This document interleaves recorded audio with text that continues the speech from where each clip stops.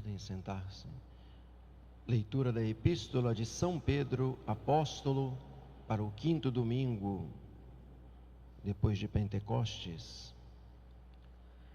Caríssimos, sede todos unânimes, compassivos, fraternos, misericordiosos e humildes. Não pagueis o mal com o mal, nem ofensa com ofensa, mas, ao contrário, abençoai. Para isto fostes chamados, para serdes herdeiros da bênção. De fato, quem quer amar a vida e ver dias felizes, guarde a sua língua do mal e seus lábios do engano. Afaste-se do mal e faça o bem. Busque a paz e a persiga, pois os olhos do Senhor estão sobre os justos e seus ouvidos estão atentos à sua prece. Mas a face do Senhor volta-se contra os que praticam o mal. Ora, quem é que vos fará mal, se sois zelosos no bem? Se tiverdes, porém, que sofrer por causa da justiça, bem-aventurados sois. Não temais suas ameaças, nem vos deixeis perturbar. Antes, santificai o Senhor Jesus Cristo em vossos corações, e estais sempre prontos a dar a razão da vossa esperança a todo aquele que a pedir. Podem ficar em pé, por favor. A leitura do Santo Evangelho segundo São Mateus. Naquele tempo, disse Jesus aos seus discípulos: se vossa justiça não superar a dos escribas e dos fariseus, não entrareis no reino dos céus. Ouvistes o que foi dito aos antigos: não cometerás homicídio. Quem cometer homicídio será réu no julgamento. Eu, porém, vos digo: todo aquele que tratar seu irmão com ira será réu no julgamento. Quem disser ao seu irmão imbecil será réu perante o sinédrio. Quem chamar seu irmão de louco será réu diante da geena do fogo. Se, portanto, ao levares a tua oferenda ao altar, te lembrares de que teu irmão tem algo contra ti, deixa a tua oferenda lá diante do altar. Vai primeiro reconciliar-te com teu irmão e então volta para apresentar tua oferenda. Podem sentar-se, por favor. Louvado seja nosso Senhor Jesus Cristo.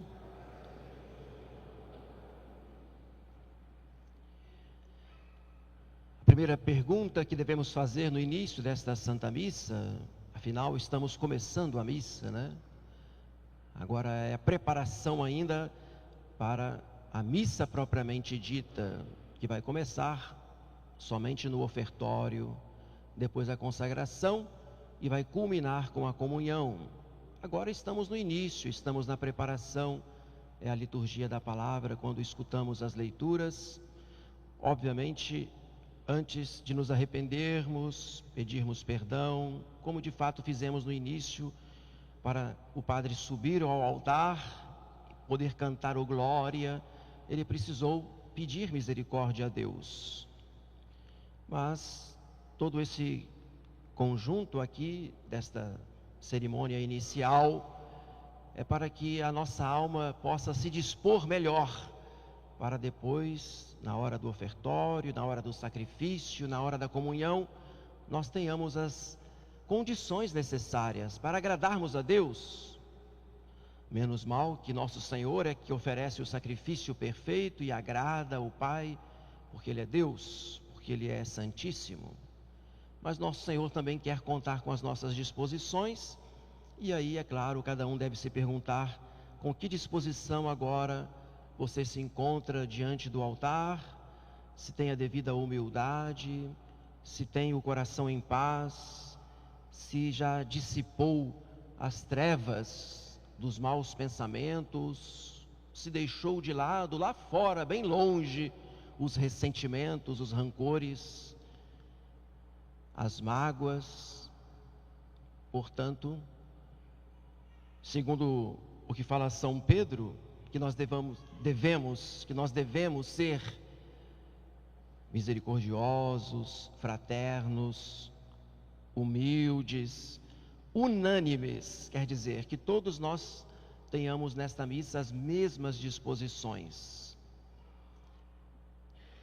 E por falar de disposição humilde, de disposição cheia de compaixão, de misericórdia, que afinal de contas é um pouco o tema do Evangelho, eu queria ilustrar com um belíssimo exemplo de uma família santa do início do século passado, Maria Goretti, a menina que foi esfaqueada por Alexandre Serenelli 14 vezes, teve a faca desferida no seu estômago por este homem que estava cego pela paixão impura. Ela foi mártir da castidade. Antes de morrer, ela rezou por Alexandre, dizendo que o perdoava e que o esperava no céu.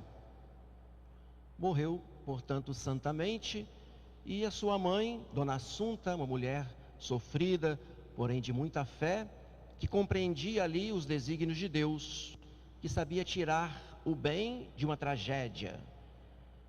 Alexandre foi preso, depois de solto viveu como penitente num convento, mas eis que um belo dia, 1934, ele recebe a grata notícia de que Dona Assunta queria recebê-lo em sua casa, onde ela trabalhava, numa casa paroquial de um sacerdote lá na Itália. Estamos falando ali da região de Roma. E eis que ele então, com o coração arrependido, com o coração contrito, depois de fazer penitência, depois da sua liberdade, estava, portanto, prestes a estar diante da mãe daquela menina que ele assassinou. E foi lá com o coração aberto para lhe pedir o perdão. Mas, na verdade, era a Dona Assunta que queria demonstrar para aquele rapaz o perdão que ela já tinha dado no seu íntimo. E que encontro belíssimo, que abraço prolongado, as lágrimas, o sacerdote que estava ali presenciando aquela cena, Alexandre pedindo perdão por aquilo que ele tinha feito, o estrago que ele tinha causado na família. E Assunta falou: mas se Deus te perdoou, se a minha filha te perdoou, é óbvio que eu também já te perdoei. Era a véspera do Natal.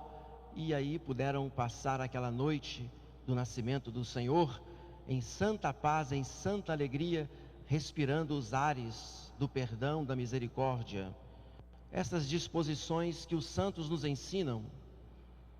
Em 1950, os dois estavam lá, na Praça de São Pedro, assistindo à cerimônia de canonização de Santa Maria Goretti, realizada pelo Papa Pio XII. O assassino e a mãe da santa, ambos com o coração unidos, com o coração unido, né, pela mesma causa, que é o amor de Deus. É o amor de Deus que fez com que Santa Maria Goretti fosse mártir. É o amor de Deus que fez com que Dona Assunta perdoasse o assassino de sua filha. E foi o amor de Deus que levou este homem ao arrependimento, à penitência, à conversão. Pois bem, meus amados irmãos, que disposições o nosso coração tem agora pelo menos na hora da missa, né, a gente deveria ter as melhores disposições. Ou que disposições nós temos no contexto da nossa vida, no trabalho, no escritório, no lar, na oficina, na rua, ou talvez no convívio entre irmãos de igreja.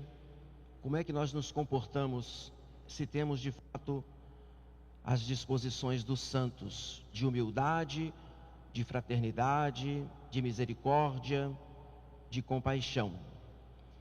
Porque quando o nosso Senhor fala que a nossa justiça tem que ir além da justiça dos escribas e fariseus, de alguma maneira a gente precisa cuidar para que a nossa caridade não seja fingida, não seja farisaica, não seja superficial. Claro que neste capítulo 5º do Evangelho de São Mateus, quando o nosso Senhor vai cobrar que a nossa justiça tem que ser uma justiça perfeita, a gente precisa olhar o contexto e entender que lá no início do capítulo nós temos a pregação de Jesus, o sermão das bem-aventuranças. Nós temos lá no início, quando o nosso Senhor disse: bem-aventurados os mansos, bem-aventurados os misericordiosos, bem-aventurados os pacíficos. E em seguida, nosso Senhor vai dizer que Ele não veio abolir a lei, mas veio aperfeiçoá-la. Meus amados irmãos, se nós fôssemos apenas aqui citar um comentário, de Santo Ambrósio, a respeito da mansidão, só para contextualizar, para a gente entender como é que nós vamos ter uma justiça além dos escribas e fariseus, ele vai dizer que a nossa mansidão deve se caracterizar, por uma espécie de domínio do nosso temperamento. E ele aconselha: abranda teu temperamento para que não fiques irado, e se alguma vez alterares, não peques. Porque é óbvio que nós estamos sujeitos à alteração. Isso em si mesmo não é pecado, porque é uma paixão que pode ser boa, porque em algum momento a gente precisa também ter a ira santa de corrigir, mas o temperamento precisa ser dominado. É muito louvável dominar, moderar a alteração de ânimo com a reflexão. É muito louvável dominar a cólera, e isso é uma virtude importante. Até mesmo mais virtuoso é dominar a cólera do que simplesmente não ficar irado nunca.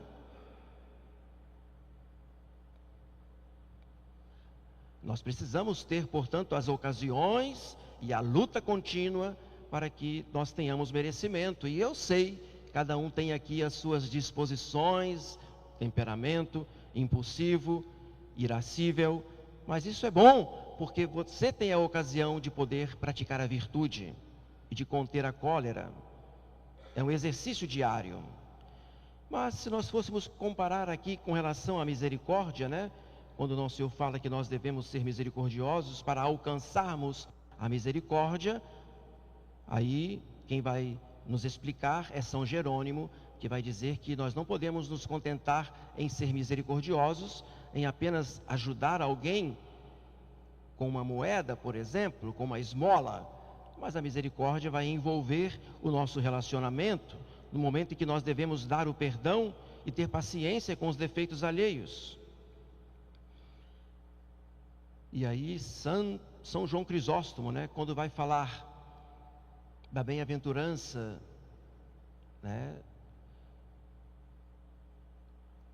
dos pacíficos, que serão chamados filhos de Deus, ele explica que, na verdade, quem alcança essa capacidade de ter paz no coração e de também transmitir a paz para o irmão, é como se a pessoa pudesse, de fato, ser chamada filha de Deus, porque ela está na perfeita imitação de Cristo, que é o Filho unigênito de Deus. Mas a nossa semelhança com Cristo nos faz autênticos filhos de Deus que promovem a paz, portanto.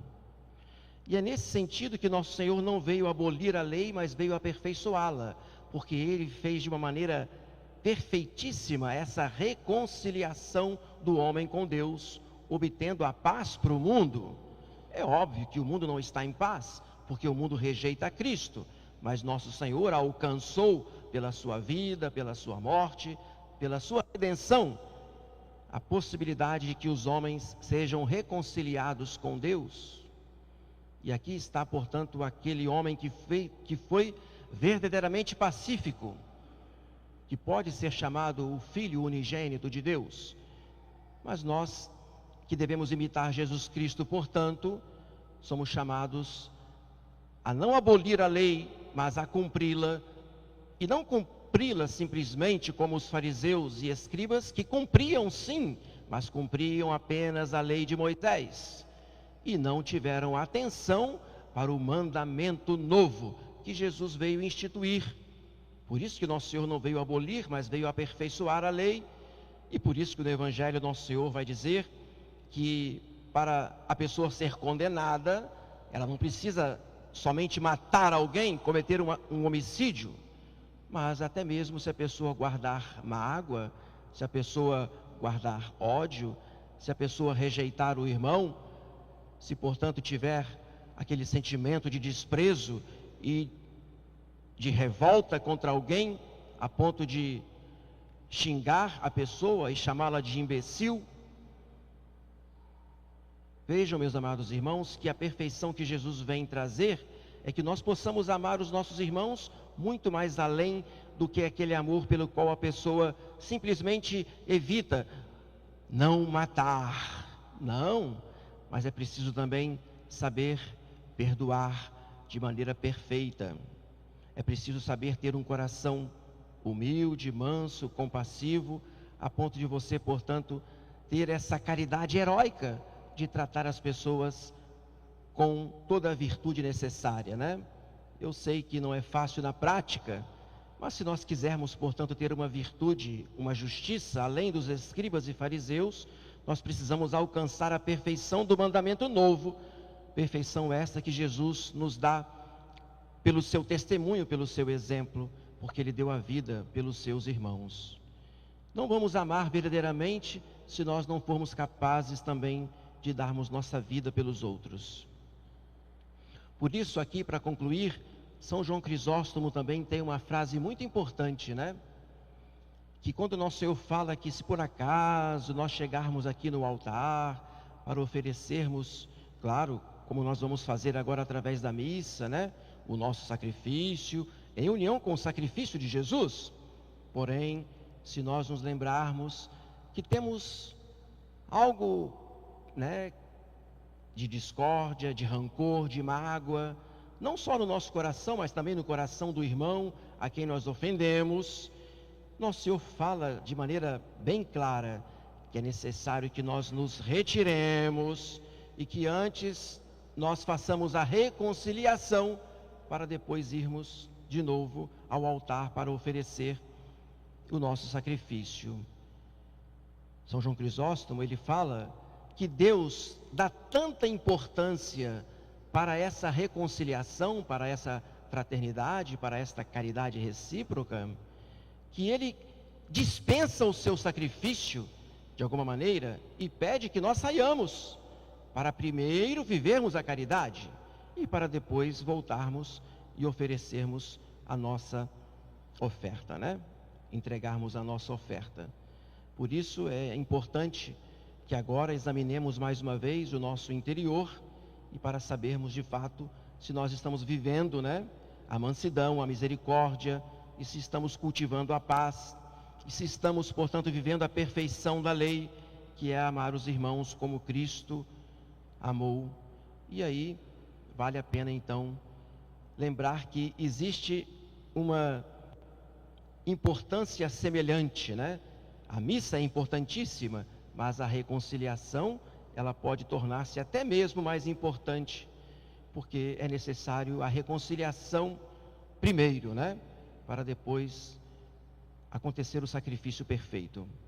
Eu só queria dizer que ontem, nós celebramos também uma história belíssima de um grande santo, que foi São João Gualberto.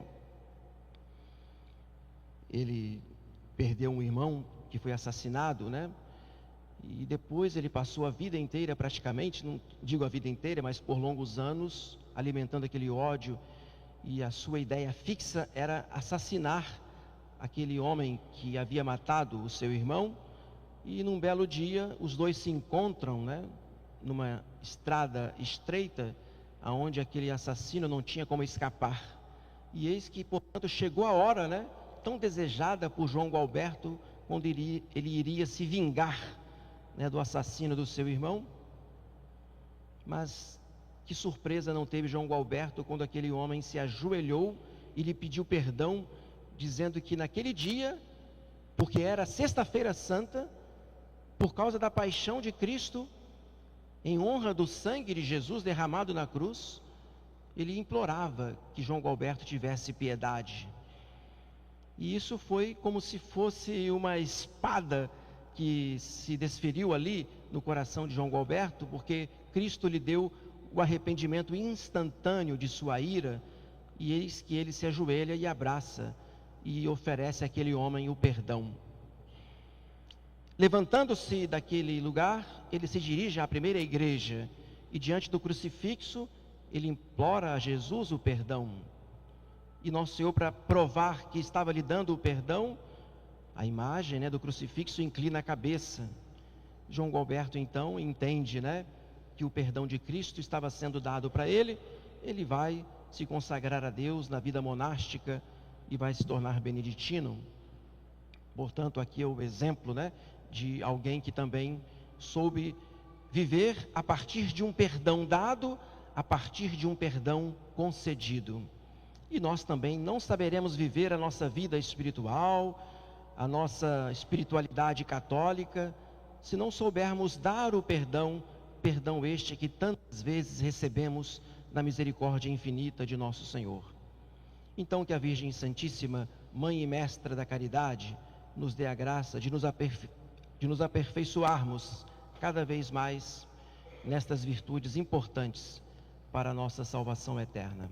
Virtudes, repito, da caridade, da mansidão, da misericórdia, da humildade e de um coração pacífico. Louvado seja nosso Senhor Jesus Cristo.